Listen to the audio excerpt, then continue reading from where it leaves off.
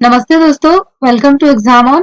और आज हम लोग 9 सितंबर के जो भी इम्पोर्टेंट करंट अफेयर्स होंगे जो कि आप लोगों के एग्जाम्स के लिए इम्पोर्टेंट हो सकते हैं उसको यहाँ पे डिस्कस करेंगे।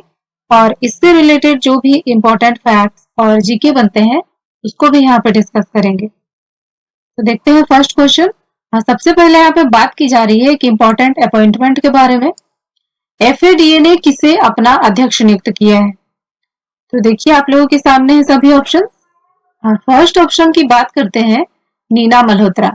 अभी हाल ही में हम लोगों ने पढ़ा था कि नीना मल्होत्रा इटली में भारत की राजदूत नियुक्त हुई थी। सेकंड ऑप्शन, राज श्रीवास्तव। इनके बारे में अभी हम लोगों ने पढ़ा था कि क्रोएशिया में इनको राजदूत नियुक्त किया गया है। और इस क्वेश्चन का जो सही आंसर है वो है सी, विकेश गुलाटी। यानी कि एफएडीए ने विकेश गुलाटी को अपना अध्यक्ष नियुक्त किया है। एफएडीए, देखो इसको federation of automobile dealers association के नाम से भी आप लोग जान सकते हैं। और विकेश गुलाटी को जो है 2020 से लेकर 2022 तक के लिए इस पद पर नियुक्त किया गया है। और पहले इस पद पर, एफएडीए के पद पर आशीष हर्षराज ये इस पद को संभाल रहे थे। और अब आप लोग देखोगे कि इस पद पर विकेश गुलाटी इस पद को संभालेंगे। नाउ अभी बात करते हैं विकेश गुलाटी के बारे में। तो ये 1995 से ही ऑटो डीलरशिप के कारोबार में शामिल है। और अभी वर्तमान में ये इलाहाबाद और फरीदाबाद में जो यूनाइटेड ऑटोमोबाइल है इसके निदेशक पर ये कार्य कर रहे थे। नेक्स्ट इंपॉर्टेंट क्वेश्चन आप लोगों के सामने एक पर्सन के बारे है, फेमस पर्सन के बारे। जीरी मेंजल का निधन हो गया, वह किस क्षेत्र से संबंधित थे? इसका जो सही आंसर है वो है सी, फिल्म निर्देशक। तो जीरी मेंजल जो है वे एक फिल्म निर्देशक थे और अभी हाल ही में उनका निधन हो गया। उनकी जो एक पहली फिल्म थी क्लोजली वॉच्ड ट्रेन, ये 1968 में सर्वश्रेष्ठ विदेशी भाषा फिल्म में ऑस्कर जीता था इनकी इस फिल्म ने। अच्छा, बात करते हैं ऑस्कर अवार्ड के बारे में। तो ऑस्कर अवार्ड किसे दिया जाता है? तो ऑस्कर अवार्ड जो है फिल्म व्यवसाय से जुड़े सर्वश्रेष्ठ लोगों को दिया जाता है, जिनमें की निर्माता होते हैं, निर्देशक होते हैं, लेखक, कलाकार और तकनीशियन। इन लोगों को अपने क्षेत्र में उत्कृष्ट योगदान, सर्वश्रेष्ठ योगदान के लिए इसको दिया जाता है, जो कि फिल्म के क्षेत्र में बहुत बड़ा अवार्ड इसको माना जाता है, ऑस्कर अवार्ड को। नेक्स्ट इंपॉर्टेंट क्वेश्चन है आप लोगों के सामने और इसमें बात की जा रही है हाइपरसोनिक टेक्नोलॉजी के बारे में। भारत हाइपरसोनिक टेक्नोलॉजी में कौन सा स्थान बना पाया? तो आप लोगों के सामने सभी ऑप्शंस और इसका सही आंसर है बी, चौथा स्थान बना पाया है। तो इससे पहले जो है अमेरिका, रूस और चीन, ये तीनों देश हाइपरसोनिक टेक्नोलॉजी में अपना स्थान बना पाए हैं। अब भारत चौथा देश बन गया है जिसने की हाइपरसोनिक टेक्नोलॉजी में उत्कृष्टता हासिल की है। देखो, भारत ने ये जो मिसाइल है, हाइपरसोनिक मिसाइल, इसका अभी हाल ही में परीक्षण किया था उड़ीसा का जो व्हीलर द्वीप है और वहां APJ Abdul Kalam launch complex है, वहां से इसको सफलतापूर्वक लॉन्च किया गया। दूसरी बात इसमें की जा रही है कि इसकी जो गति है वो ध्वनि की गति से भी 6 गुना ज्यादा है और इसको स्वदेशी रूप से विकसित किया गया, जो कि डीआरडीओ है हमारे देश में, defence research and development organisation, जो कि रक्षा क्षेत्र से संबंधित वेपन्स या इस तरह की टेक्नोलॉजी को विकसित करता है, उसने इस काम को किया है। अच्छा, बात करते हैं डीआरडीओ के बारे में। इसकी जो स्थापना की गई थी 1958 में और इसका हेडक्वार्टर बनाया गया है दिल्ली को। याद रखिएगा, इंपॉर्टेंट है क्योंकि डीआरडीओ बहुत टाइम न्यूज में रहता है और एक इंपॉर्टेंट बॉडी है हमारी कंट्री में। एक क्वेश्चन है इससे रिलेटेड, ये बताइए इसके हेड कौन है? नेक्स्ट इंपॉर्टेंट क्वेश्चन है आप लोगों के सामने और इसमें G20 के बारे में बात की जा रही है। G20 शिक्षा मंत्रियों की बैठक की अध्यक्षता किस देश ने की है? तो आप लोगों के सामने सभी ऑप्शंस और ये जो सभी देश हैं ये सभी G20 के मेंबर देश हैं और इसका जो सही आंसर है वो है बी, सऊदी अरब। तो अभी हाल ही में सऊदी अरब ने G20 शिक्षा मंत्रियों की बैठक की अध्यक्षता की और इसमें सऊदी अरब के जो शिक्षा मंत्री हैं हमद अल असीक, इन्होंने इसमें इसकी अध्यक्षता की और भारत की ओर से हमारे जो शिक्षा मंत्री हैं रमेश पोखरियाल निशंक, इन्होंने इसमें भारत की ओर से पार्टिसिपेट किया और इस वर्ष की जो इसकी थीम रखी गई है वो है realising opportunities of the 21st century for all. और इसमें बहुत सारे मुद्दों पर बात की गई, शिक्षा से संबंधित, बाल शिक्षा से संबंधित और शिक्षा का अंतरराष्ट्रीयकरण, इसमें डेवलपमेंट, इसी संबंध में इसमें बात की गई है। अच्छा, बात करते हैं G20 के बारे में। ये भी काफी टाइम न्यूज में रहता है। तो इसमें जो टोटल देश है 20 है, जिसमें कि 19 देश है और एक प्लस यूरोपियन यूनियन, तो इसी को मिला के G20 हो जाता है। और इसकी स्थापना की गई थी 1999 में। नेक्स्ट इंपॉर्टेंट क्वेश्चन है आप लोगों के सामने, और इसमें कोरोना वैक्सीन के बारे में बात की जा रही है। स्पुतनिक वी वैक्सीन का पहला बैच जारी किया गया, यह किस देश ने बनाया था? तो देखिए, अभी वैक्सीन की रेस चल रही है सभी देशों के बीच, और इसमें अमेरिका ने भी 3rd स्टेज में कदम रखा है। रूस की वैक्सीन, इसका जो सही आंसर वो रूसी है, ये रूस की ही वैक्सीन है। और चाइना भी 3rd स्टेज में है। और ब्रिटेन की वैक्सीन जो ऑक्सफोर्ड की वैक्सीन है वो भी 3rd स्टेज में है। तो इसका जो सही आंसर है वो है रूस, ये रूस की है। और हमारे देश में जो अभी 3rd स्टेज में है ब्रिटेन की कोवैक्सीन, जिसको कि सीरम इंस्टीट्यूट ब्रिटेन की ऑक्सफोर्ड यूनिवर्सिटी के साथ मिलकर बना रहा है। और अमेरिका की एक वैक्सीन है जो काफी आगे है, वो है मॉडर्ना कंपनी की वैक्सीन है। तो यही था इसके बारे में कुछ जानकारी, इंपॉर्टेंट जानकारी। आगे देखते हैं। नेक्स्ट इंपॉर्टेंट क्वेश्चन है आप लोगों के सामने, और इसमें एक योजना के बारे में बात की जा रही है।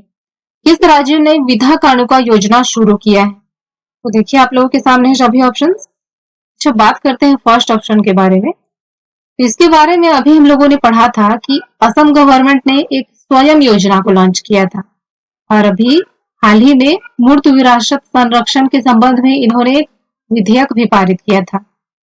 सेकेंड ऑप्शन के बारे में बात करते हैं ओडिशा, जिसने कि अभी एक ड्रग पार्क स्थापित किया है हाल ही में। और इस क्वेश्चन का जो सही आंसर है वो है सी, आंध्र प्रदेश। तो आंध्र प्रदेश राज्य ने विधा कानुका योजना को शुरू किया है। और देखो, ये जो योजना है इसको बेसिकली स्कूली बच्चों के लिए लॉन्च किया गया है। जो छात्र स्कूल जाते हैं उनके लिए, उनके फायदे के लिए लॉन्च किया गया है, उन्हें सुविधा देने के लिए लॉन्च किया गया है। इसके तहत क्या किया जाएगा कि स्कूली छात्र जो होते हैं उनको ड्रेस, किताब, बेल्ट, जूते, मोजे, ये सब उनको उपलब्ध करवाया जाएगा। अच्छा, बात करते हैं आंध्र प्रदेश के बारे में। तो आंध्र प्रदेश के जो अभी वर्तमान मुख्यमंत्री हैं वे हैं जगन मोहन रेड्डी, और गवर्नर है इसके पुष्पभूषण हरिचंद्रन। एक इम्पॉर्टेंट इंफॉर्मेशन है इसके बारे में कि आंध्र प्रदेश की जो राजधानी है वो एक नहीं है बल्कि 3 है। एक है विशाखापट्टनम, जो कि इसकी लेजिस्लेटिव राजधानी है। दूसरा है अमरावती, जो कि इसकी एग्जीक्यूटिव राजधानी है। और तीसरा है कुर्नूल, जो कि इसकी जुडिशियल राजधानी है। इसके बारे में एग्जाम्स में क्वेश्चंस पूछे गए हैं, तो याद रखिएगा, इंपॉर्टेंट है। नेक्स्ट इंपॉर्टेंट क्वेश्चन है आप लोगों के सामने। इसमें एक अपॉइंटमेंट के बारे में बात की जा रही है। AITA के नए अध्यक्ष कौन होंगे? आप लोगों के सामने है ऑप्शन। सभी एक इंपॉर्टेंट पद पर कार्य कर रहे हैं, और इसका जो सही आंसर है वो है ए, अनिल बैजल। तो AITA के अध्यक्ष के रूप में अनिल बैजल अब नियुक्त होंगे। बात करते हैं बी ऑप्शन, यानी कि प्रमोद चंद्र मोदी। इनके बारे में अभी हम लोगों ने पढ़ा था कि इन्हें CBDT का चेयरमैन बनाया गया है। और सी ऑप्शन है केनेची अयुकावा, इन्हें अभी SIAM का अध्यक्ष बनाया गया है। बात करते हैं AITA के बारे में, जिसको कि आप लोग भारतीय टेनिस संघ के नाम से जानते हैं। और अनिल बैजल जो है ये राज्यसभा के सदस्य हैं। और AITA में अभी फिलहाल वर्तमान में प्रवीण महाजन इस पद को संभाल रहे थे, और अब आप लोग देखेंगे कि इस पद को अनिल बैजल संभालेंगे। अच्छा, एक क्वेश्चन है, ये बताइए राज्यसभा में सदस्यों की जो मैक्सिमम संख्या होती है वो कितनी होती है? इंपॉर्टेंट है, एग्जाम में पूछा गया है। नेक्स्ट इंपॉर्टेंट क्वेश्चन है आप लोगों के सामने। Independent panel for pandemic preparedness and response का सदस्य किसे नियुक्त किया गया? तो देखिए, आप लोगों के सामने है सभी ऑप्शंस, और अभी हाल ही में हम लोगों ने पढ़ा है इनके बारे में। फर्स्ट ऑप्शन देखते हैं के शैलजा। तो इनको भी हाल ही में ब्रिटिश पत्रिका है उसकी तरफ से इनको टॉप थिंकर में शामिल किया गया था इनके कोरोना के दौरान उत्कृष्ट कार्य के लिए। और थर्ड ऑप्शन जो है छत्रपति शिवाजी, इनको भारत का मुख्य सांख्यिकीविद बनाया गया है। और इस क्वेश्चन का जो सही आंसर है वो है बी, प्रीति सूदन। तभी हाल ही में इन्हें इस टीम का सदस्य नियुक्त किया गया है। और ये टीम जो है बेसिकली क्या करेगा ये पैनल, तो ये जो है अभी कोविड-19 महामारी के लिए अंतरराष्ट्रीय प्रतिक्रिया का मूल्यांकन करने वाला है और फिर मई 2021 तक ये विश्व स्वास्थ्य सभा को इस संबंध में रिपोर्ट सौंपने वाला है। बात करते हैं प्रीति सूदन, जो कि भारत में केंद्रीय स्वास्थ्य मंत्रालय है, वहां पे ये सचिव के रूप में कार्य कर चुकी है। नेक्स्ट इंपॉर्टेंट क्वेश्चन है आप लोगों के सामने, किस बैंक ने कार्डलेस निकासी की सुविधा शुरू की है? तो देखिए आप लोगों के सामने है सभी ऑप्शंस और इसका डी आंसर सही है, आरबीएल बैंक। तो ये जो है एक निजी क्षेत्र की बैंक है जिसने अपने ग्राहकों की सुविधा के लिए ये कार्डलेस निकासी की सुविधा शुरू की है और ऐसी सुविधा देने वाला ये पहला बैंक बना है। और अगर आप इसके ग्राहक हैं तो आप बिना कार्ड के भी एटीएम से पैसे निकाल सकते हैं ताकि और फिर इसकी सुविधा का लाभ उठा सकते हैं। तो ये काफी अच्छा स्टेप है इस बैंक के द्वारा लिया गया। नेक्स्ट इंपॉर्टेंट क्वेश्चन है आप लोगों के सामने, हाल ही में किस टेनिस खिलाड़ी को अयोग्य घोषित किया गया? इसका जो सही आंसर है वो है ए, नोवाक जोकोविच को। तो आखिर इन्हें अयोग्य क्यों घोषित किया गया?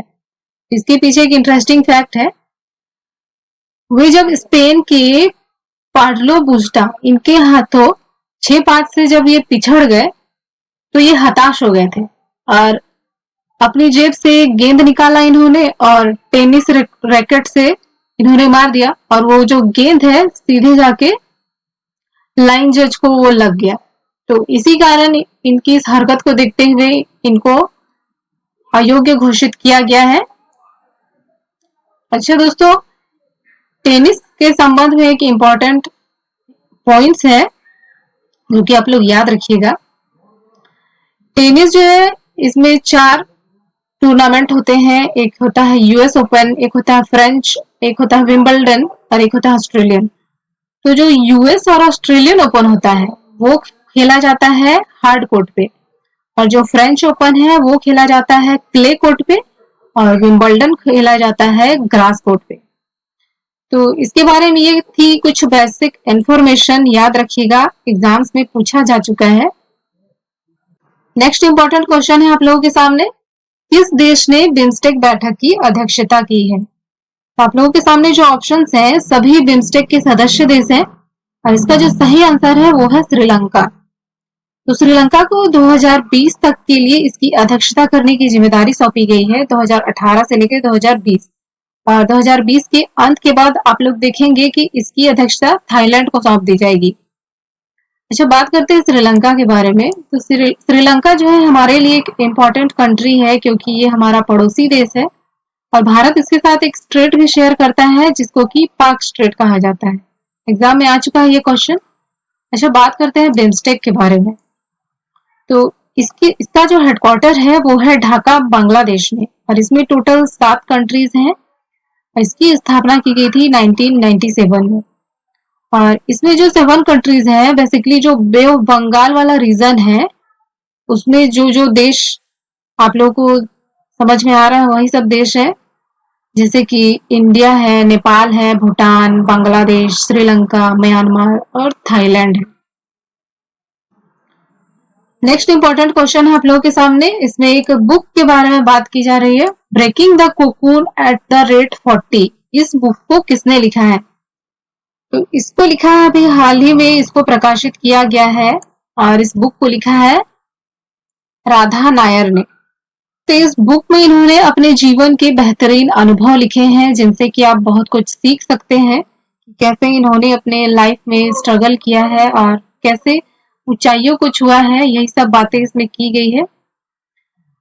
दोस्तों, अगर आप लोगों को वीडियो पसंद आता है और आप चाहते हैं कि मैं इस तरह के करंट से रिलेटेड क्वेश्चंस और इससे रिलेटेड जीके वगैरह आपके सामने लेके आऊं तो मुझे सपोर्ट जरूर कीजिए और चैनल को सब्सक्राइब करना ना भूलिएगा और मुझे मोटिवेट करने के लिए आप लोग लाइक जरूर कीजिएगा। तो आज के लिए इतना ही, देखते हैं, धन्यवाद।